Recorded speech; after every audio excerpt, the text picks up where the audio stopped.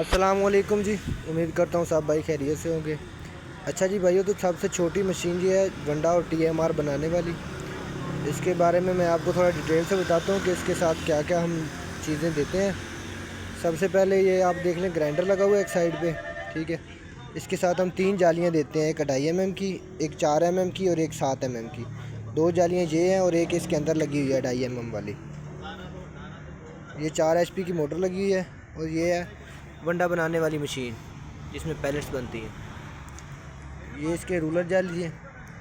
एक जाली आपको साथ मिलती है, अगर आपने एक्स्ट्रा बनवानी है तो उसके अलग पैसे लगते हैं। ये मुकम्मल सेट है, एक ही फ्रेम पे है। दोनों मशीनें एक ही मोटर के साथ चलती हैं। ये इसका बेल्ट एडजस्टर लगा हुआ है।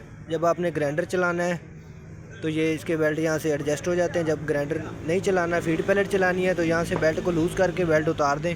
उसके बाद आप अकेली फीड पैलेट मशीन चला सकते हैं।